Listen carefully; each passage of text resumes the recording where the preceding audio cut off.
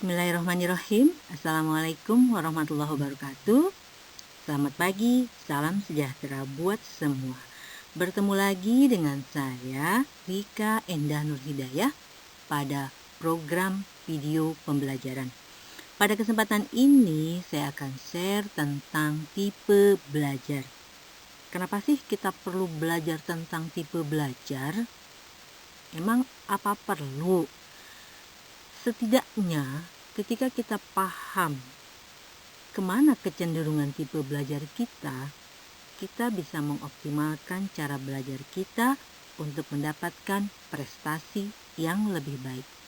Oke, mari kita ikuti.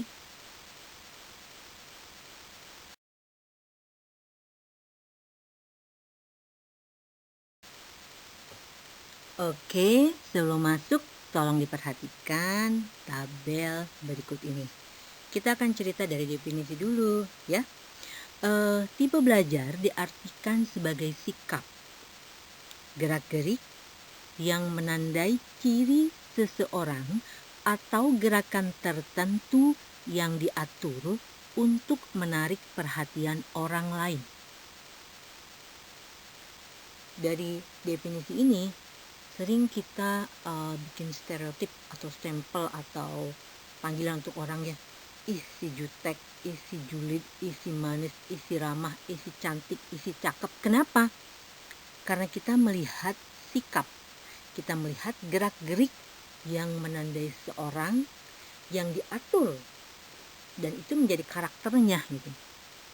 Seakan-akan akhirnya kita panggil bahwa dia, oh itu ya yang ramah, oh ini ya yang begini. Nah itu definisi dari tipe. Nah sekarang kita ke definisi belajar. Definisi belajar banyak sekali. Saya ambil 2 di antaranya. Salah satu pendapat Skinner yang cukup lama tapi tetap terpakai sampai sekarang, yaitu belajar didefinisikan sebagai suatu proses adaptasi atau penyesuaian tingkah laku yang berlangsung secara progresif. Kata kunci Skinner, dia berlangsung progresif.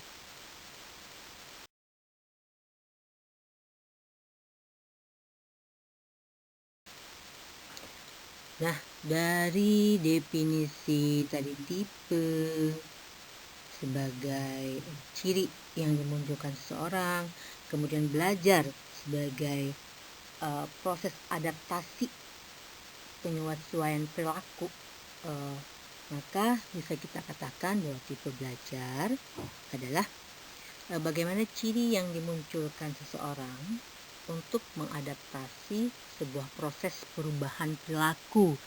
Perubahannya apa? Kalau kita bicara tentang ranah perilaku, biasanya ada 3. Ada kognitif, ada afektif, dan psikomotor. Namun secara spesifik itu tidak akan kita bahas di sini. Pada kesempatan ini kita lebih fokus kepada tipe belajar itu sendiri, ya.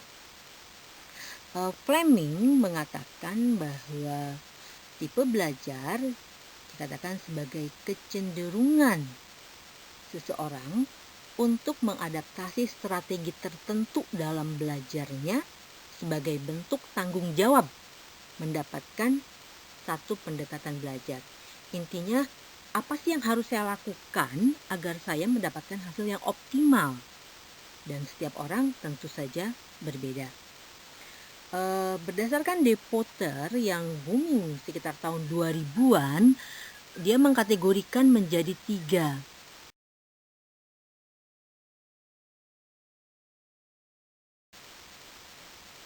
Oke, kembali perhatikan gambar berikut. De Potter membaginya menjadi 3, yaitu visual, auditory, dan kinestetik. Visual,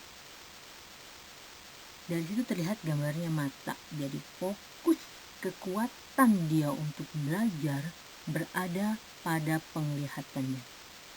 Jadi sesuatu yang indah dilihat dan memang orang lain juga senang untuk melihat dia, maka itu akan menjadi kekuatan baginya. Sementara tipe yang kedua adalah auditory. Fokus kekuatannya adalah pada pendengaran. Jadi segala sesuatu yang didengar bisa dia simak dengan baik. Sedangkan yang ketiga, kinestetik. Kalau kinestetik, orangnya nggak bisa diem ya. Dia harus selalu bergerak, dia harus melakukan. Jadi kalau yang pertama cuma see, it, lihat doang. Yang kedua hear, it, dengar saja. Yang ketiga do it, dia mesti melakukan. Kalau dia tak melakukan, kalau dia tak memegang sesuatu dalam proses belajar, jangan harap dia bisa maksimal. Kenapa? Karena kemampuan yang ada dalam dirinya tidak tereksplorasi dengan sempurna.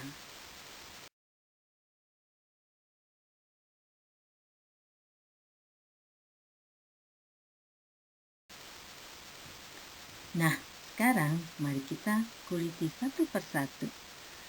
Bagaimana sih karakter seorang pembelajar visual? Seseorang dengan kecenderungan tipe belajar visual biasanya berbicara agak cepat. Suka ngeliat ya temen atau guru atau siapa yang menjelaskan dengan hampir seperti tanpa koma gitu, sehingga orang kadang-kadang harus interupsi, tolong dong kecepatan ngomongnya gitu. Yang kedua, memperhatikan keserasian penampilan dalam berpakaian. Jadi dia orangnya eye catching banget gitu, kalau baju pink, kalau perlu tas pink, jilbab pink, sepatu pink gitu. Terus yang ketiga, dia nggak terganggu dengan keramaian. Maksudnya ketika dia berada di angkot atau sedang di sebuah bioskop, di sebuah studio, atau di ruang tunggu sedang nunggu antrian nih, dia bisa enjoy membaca buku gitu. Kalau orang lain mungkin enggak gitu ya. Nah, dia lebih suka membaca sendiri daripada dibacakan. Kenapa? Karena memang kekuatannya ada pada mata. Jadi segala sesuatu yang dilihat itu menyenangkan. Seorang pembelajar visual juga lebih mudah mengingat apa yang dilihat daripada yang didengar.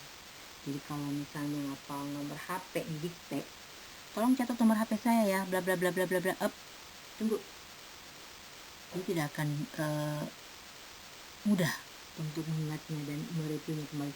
Tapi kalau dia pernah lihat sebentar, terus dia ingat 2 angka, 2 angka, 2 angka, atau dia ingatnya 3 angka, 3 angka, 3 angka, atau 6 angka, 6 angka gitu. Ya, contoh itu nomor telepon. Nah, kemudian karakter mereka juga yang visual itu sulit untuk menerima instruksi secara verbal kecuali tulis tadi ya. Jadi lebih mudah mengingat yang dilihat daripada didengar. Kemudian sulit lebih suka menggambar apapun di kertas. Jadi misalnya lagi nelfon, dengerin, pasti ada yang dicoret gitu, atau lagi rapat, atau lagi belajar, ada sesuatu yang ditulis, ada sesuatu yang dicoret di dalam catatannya, nggak bersih. Kemudian orang visual juga lebih menyukai melakukan demonstrasi daripada pidato. Dia pada suruh ngomong, dia lebih suka mendemokan saja atau memperlihatkan sesuatu, walaupun tidaklah lihai nanti orang-orang kinestetik yang emang dia selalu bergerak gitu ya. Kemudian mereka adalah orang-orang yang kecenderungan catatannya bagus, rapih, penuh warna, ada garis distabiloin gitu. Kalau nulis ada ya yang suka digarisin terus dikotakin, ujungnya digambar kadang-kadang bunga pakai spidol warna-warni atau pakai apa gitu. Terus mereka juga kecenderungan lebih menyukai gambar atau lukisan daripada musik. Dan tidak menutup kemungkinan kamarnya juga penuh dengan poster-poster yang menurut dia sangat menyenangkan untuk dilihat. Jadi, kalau kamu berada pada karakter yang sudah disebutkan tadi, ada kecenderungan untuk menjadi orang visual, kebiasaan-kebiasaan yang kamu rasakan selama ini, maka sebaiknya belajarlah dari gambar maupun video yang menarik. Atau tadi, boleh selalu buat resume, buat catatan yang bisa dilihat, yang bisa dibaca kapan saja. Membaca buku tidak hanya tulisannya, tapi juga ilustrasi. Biasanya lebih senang komik ya, daripada novel. Karena komik itu ada gambarnya gitu. Walaupun membaca adalah habit buat dia. Saat belajar, sebaiknya melakukan doodle boleh biar lebih fokus. Terus boleh juga gunakan spidol warna-warni ya saat membuat catatan. Atau yang lebih mengasihkan lagi adalah membuat mind mapping. Apa tuh? Peta konsep yang menggambarkan keseluruhan daripada isi kepala kita. Tuangkanlah di situ sehingga kita benar-benar puas. Orang lain mungkin akan pusing dengan mapping itu, tapi kita paham.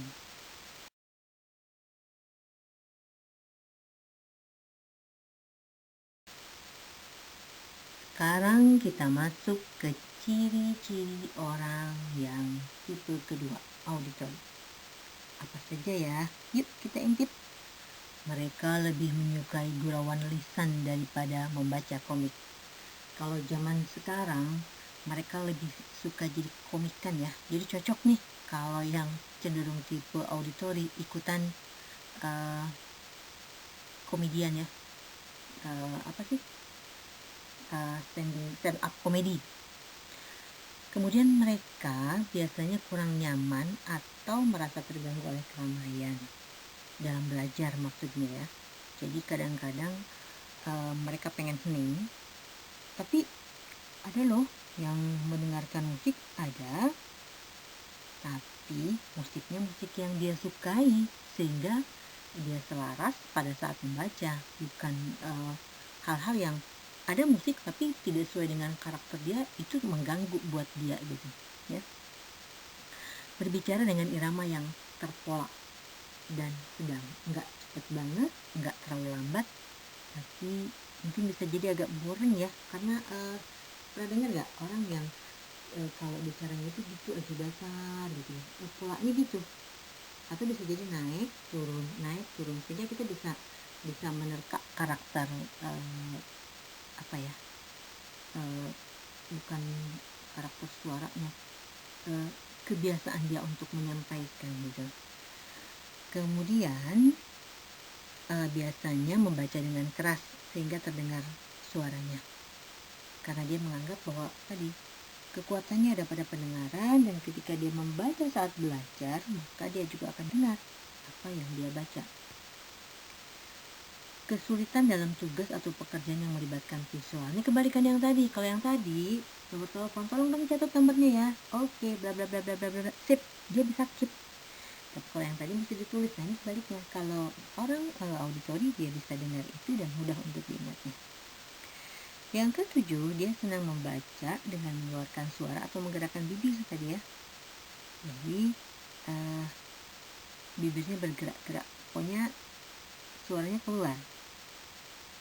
Kemudian biasanya merupakan pembicara yang fasih atau seorang orator, bisa jadi ya, karena memang kemampuan ekspresifnya lebih baik daripada tadi si visual gitu. Kemudian mudah dalam mengingat nama saat berkenalan dengan orang baru. Pernah nggak kamu kenalan terus aduh saya kayaknya pernah ketemu dia, tapi gimana saya lupa namanya, cuman saya ingat saya pernah ketemu dia. Nah kalau orang visual mungkin saya pernah ketemu dia dalam satu acara tapi saya lupa namanya. Tapi kalau ini mungkin bisa terbalik, ingat namanya tapi mungkin untuk menghayalkan bagaimana wajahnya dia butuh usaha agak keras. Mudah untuk mengulang kembali dan mendudukan nada, birama maupun suara. Jadi kalau dengar musik sekali dia bisa ikutin. Kalau orang visual sepertinya harus agak dibantu membaca not balok gitu. Tapi kalau orang auditori dengerin aja dia udah bisa ikutin gitu ya. Makanya mereka punya karakter lebih menyukai musik daripada menyukai gambar atau lukisan atau hal-hal yang seperti itu.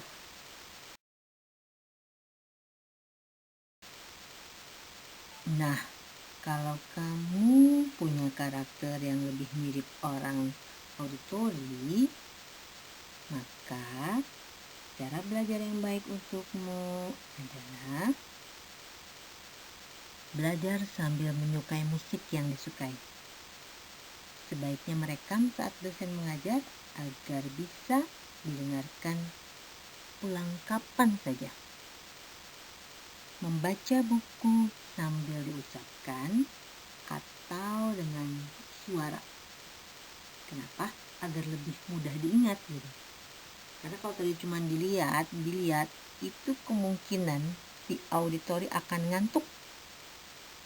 Kalau si visual tadi dilihat, dihayati, kemudian mungkin diwarnai, garisin, distabiloin gitu. Tapi kalau si auditori biasanya suaranya bergerak, bibirnya bergerak, suaranya keluar, kedengeran. Kemudian untuk auditori juga mendengarkan materi yang diajarkan saat di kelas dengan seksama dan belajar dengan cara diskusi dengan teman itu akan lebih mengingat. Kenapa? Karena dia akan berinteraksi dan saling berdebat dan kemampuannya tereksplorasi gitu. Karena kekuatannya tadi di auditori, di pendengaran dan ekspresi. Oke.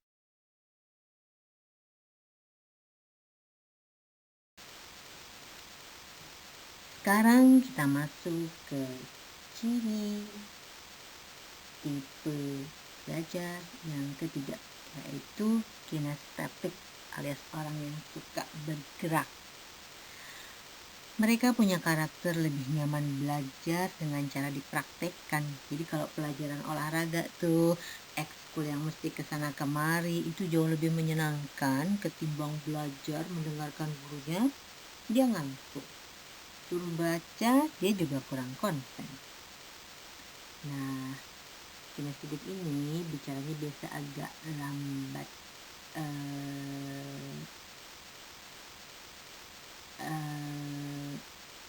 dan perlahan-lahan gitu ya. Beda sama si visual yang kalau ini step by step ya, terperinci. Saat berkomunikasi suka menggunakan bahasa isyarat tubuh, jadi tangannya nggak bisa diam, wajahnya juga akan bergerak ke sana kemari. Bila membaca biasanya menggunakan jari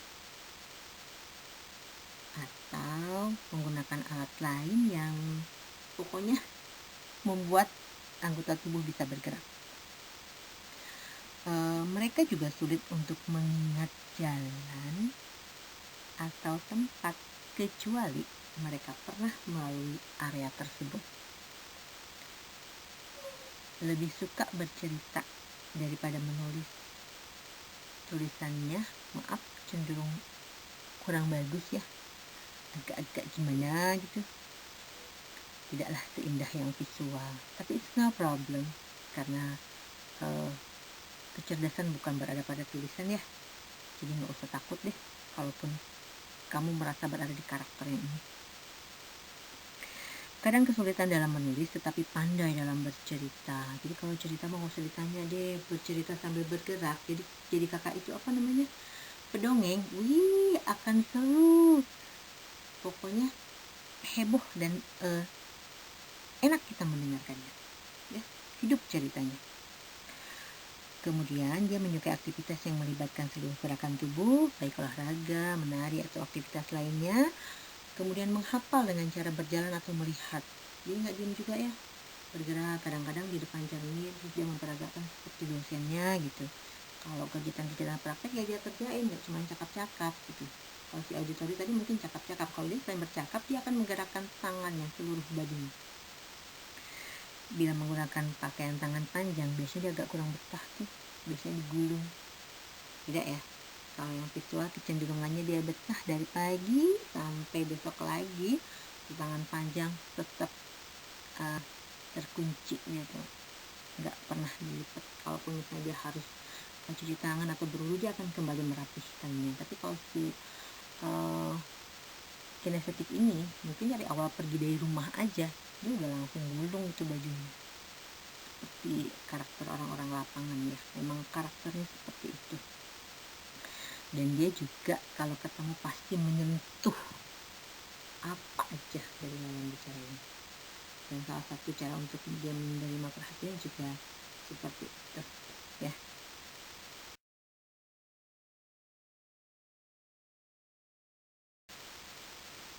Nah, seandainya saat kamu ngintip tadi karaktermu adalah seorang kinestetik kecenderungannya, maka sebaiknya belajar dengan cara berikut ini.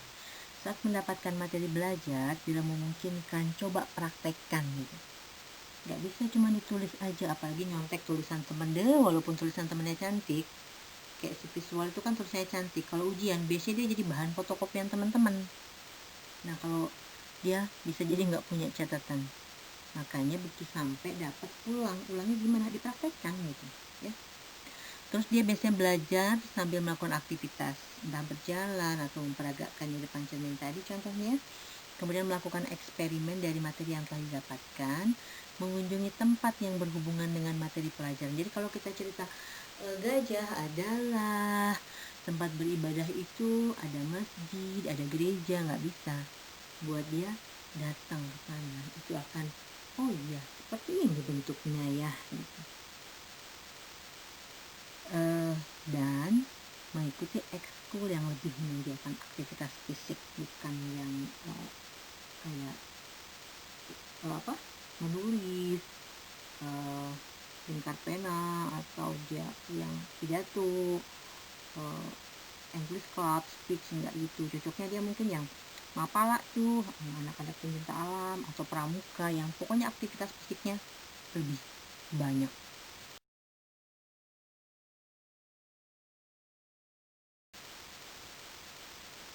Dari paparan tadi, kira-kira kamu termasuk tipe belajar yang mana ya? Visual kah? Auditori? Atau kinestetik?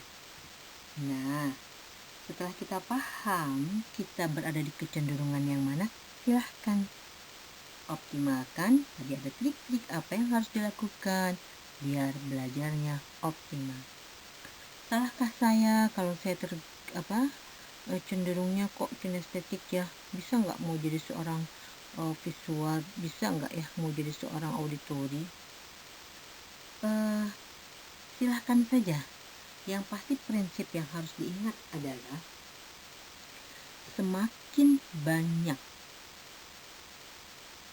panca indera kita yang terlibat dalam sebuah proses pembelajaran, maka akan semakin banyak pengetahuan yang bisa kita serap. Jadi beda persentasenya ya, kalau cuman kita melihat, kalau cuman kita mendengar, dan kalau cuman kita mendengar dan melihat. Dan beda lagi ketika kita melihat, mendengar, dan melakukannya. Jadi silahkan optimalkan cara belajar masing-masing, mana yang lebih nyaman. Dan yang harus diingat adalah cara belajar seseorang belum tentu cocok buatmu, belum tentu cocok buat kita, buat saya. Kenapa? Karena kita punya kebiasaan yang berbeda ya. Termasuk nanti karakter belajar. Aduh, bisa ya kamu belajar kayak gini. Tiba-tiba ke kamar kos ya, datang temennya sidak. Wah, kamarnya berantakan, sampah di mana berserak, belajar sambil ngemil, kulit kacang, kulit kuaci. Ih, temennya marah-marah. Bisa kamu belajar kayak begini? Ya buat dia it's no problem gitu. Toh dia tetap jadi juara di kelasnya. Tapi seseorang mungkin ketika mau belajar, mejanya harus rapi dulu, disimpan, semua pokoknya tertata rapi, baru dia bisa belajar dengan baik. Bahkan mungkin pintu kamar ditutup terus ditempel kalau lagi ujian, doang diskam. Artinya saya nggak mau diganggu karena saya lagi ujian. Nah, jadi Yang perlu diingat, tak ada satu tipe belajar yang baik atau yang terbaik. Jadi, jangan merasa karena kecenderungan berdasarkan hasil riset, misalnya si visual cenderung lebih besar nilai-nilai IPK-nya atau nilai-nilainya. Tidak juga. Keberuntungannya kadang-kadang lebih kepada media yang digunakan oleh pengajar hanya bisa mengakomodasi kemampuan seseorang. Contohnya, kalau kita nggak praktek, kalau cuma cerita cuap-cuap tanpa ada media PowerPoint atau nggak ada bahan apapun, maka yang untung siapa? Auditori. Tapi kalau ada slide berjalan, siapa yang untung? Visual. Si kinestetik ya bergerak-gerak sendiri lah sambil dia belajar.